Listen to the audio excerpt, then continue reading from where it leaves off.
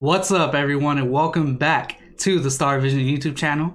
My name is Sebastian, and we are here with the Star Vision Mock Draft 2.0. Now, a lot of stuff has transpired since the Mock Draft 1.0.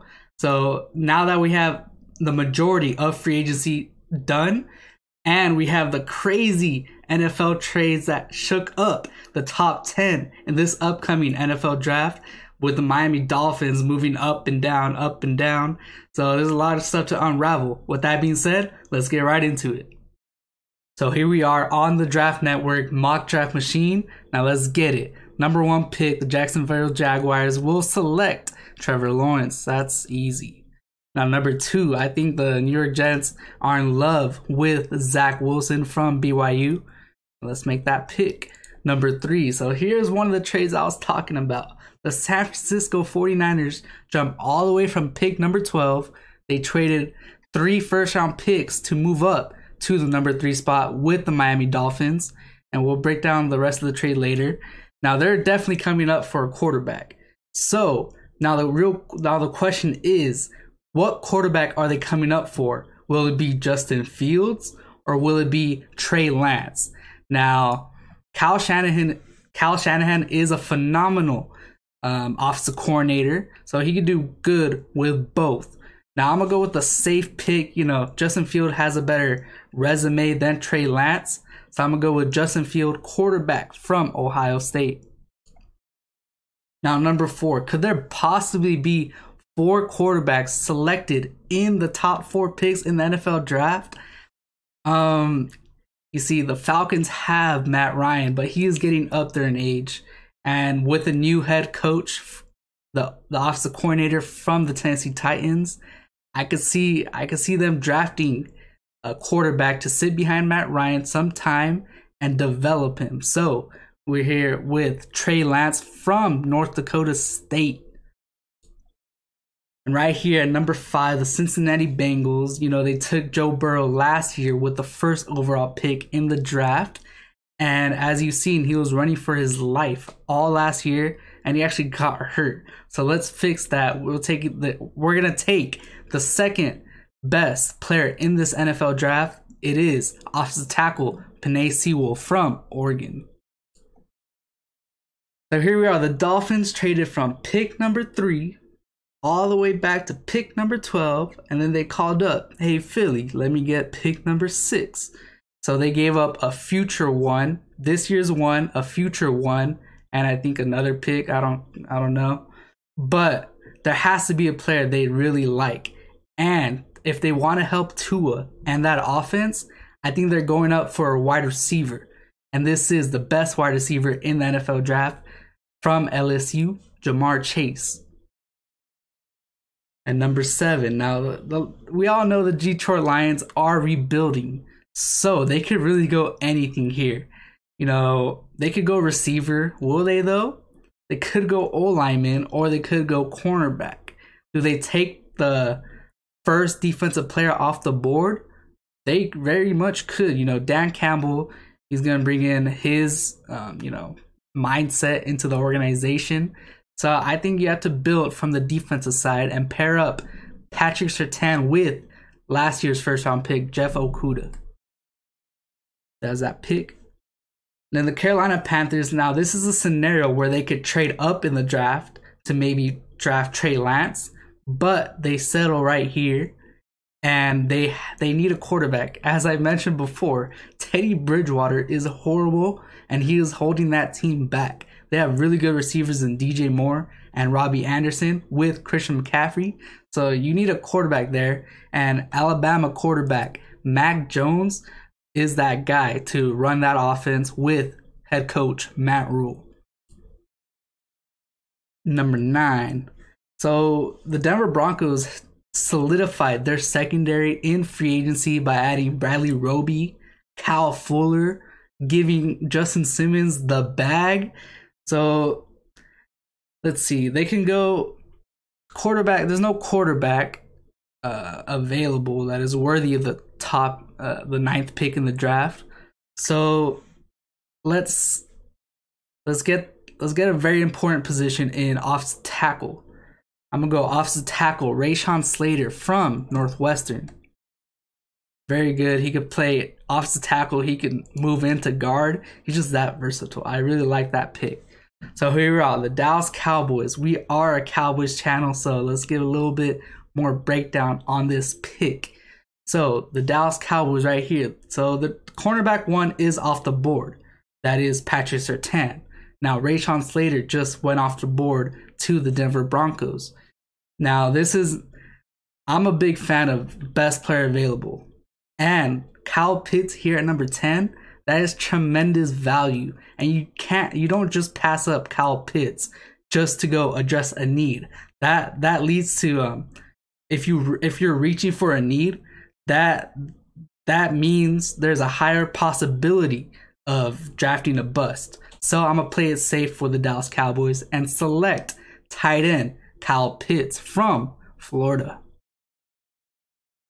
And number 11, the Giants, they've had an impressive free agency. They added Adoree Jackson to that defense, and they added Kenny Golladay to that receiving core. So, I'm a big fan of that defense. I think they're going to be a problem, and I think they just keep adding to that defense. They need a linebacker, so Micah Parsons is still here.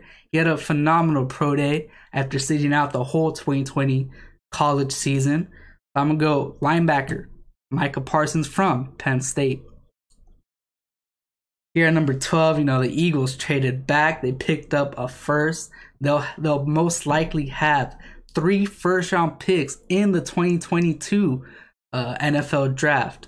So they moved back. They moved back 6 spots and still have 2 wide receivers available. Now that's really good for the Philadelphia Eagles. I think that's what their mindset is.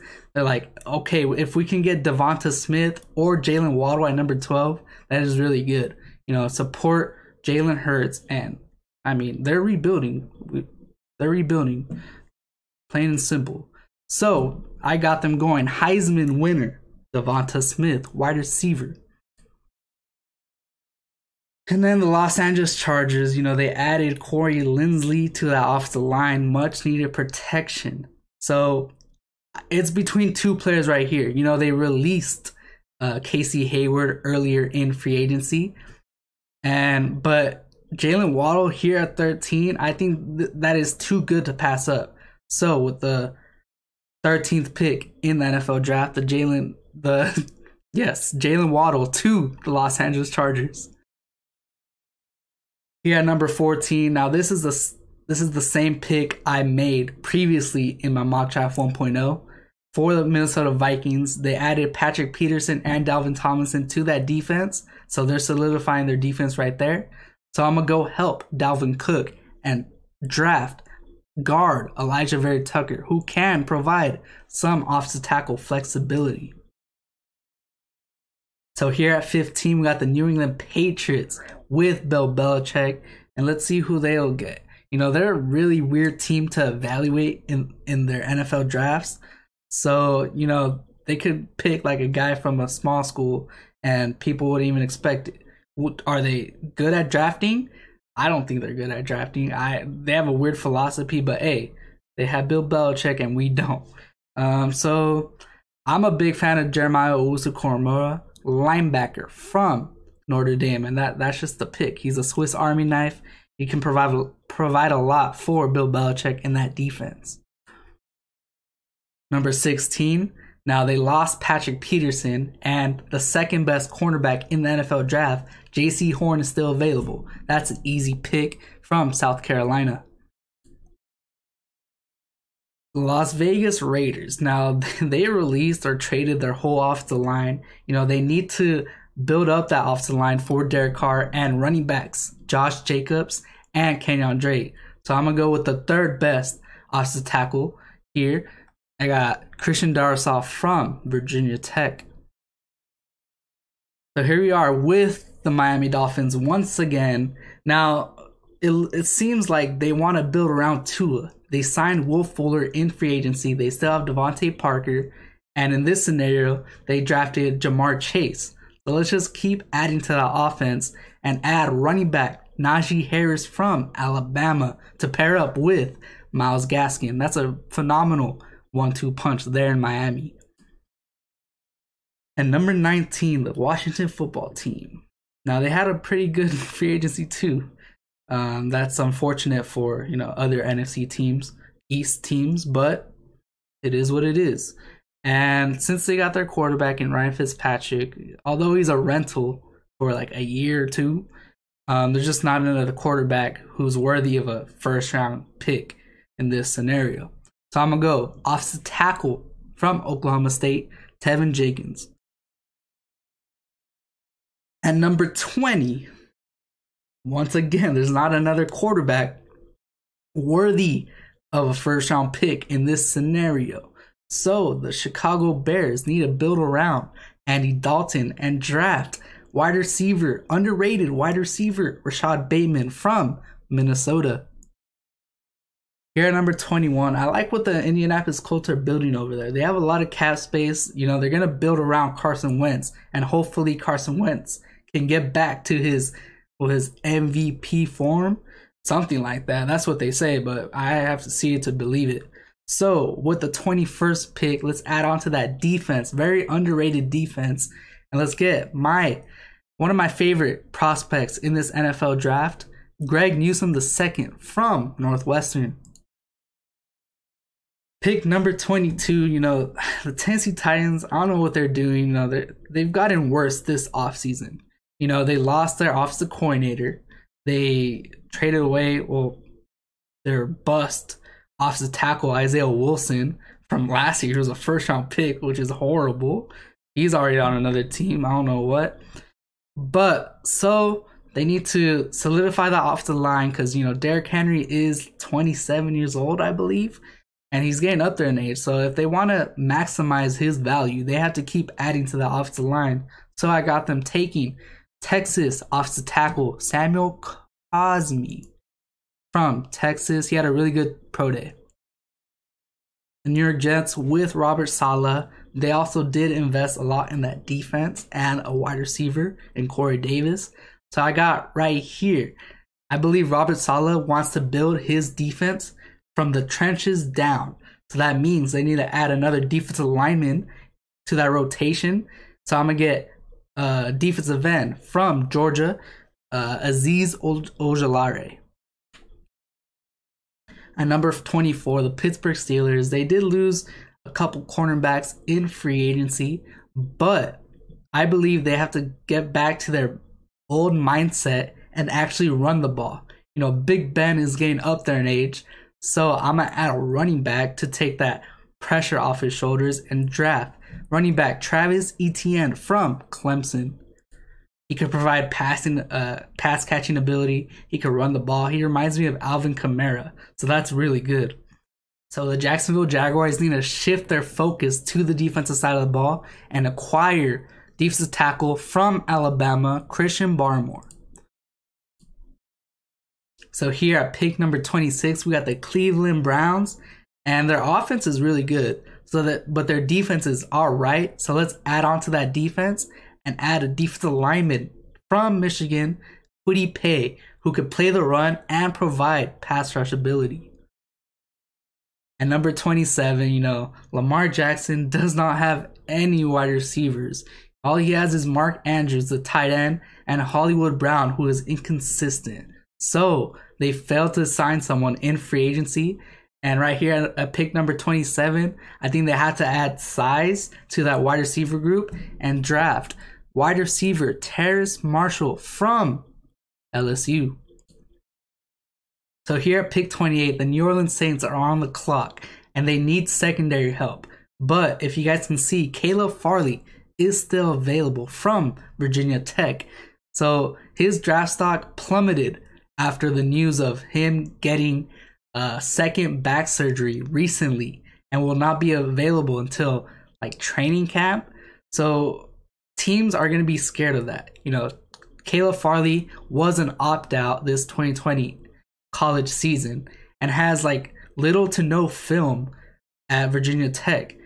From being in discussions in the top 10 in this year's NFL draft to falling all the way down to either late first round or in the second round, teams are scared of drafting Caleb Farley because it is not ideal to have back problems as a cornerback, and spending a high value pick as in the first round, it is risky. But Caleb Farley, if he is able to overcome this injury and play phenomenal for the New Orleans Saints, that'll be a steal. And I think they are more than willing to take this risk. So they select Caleb Farley.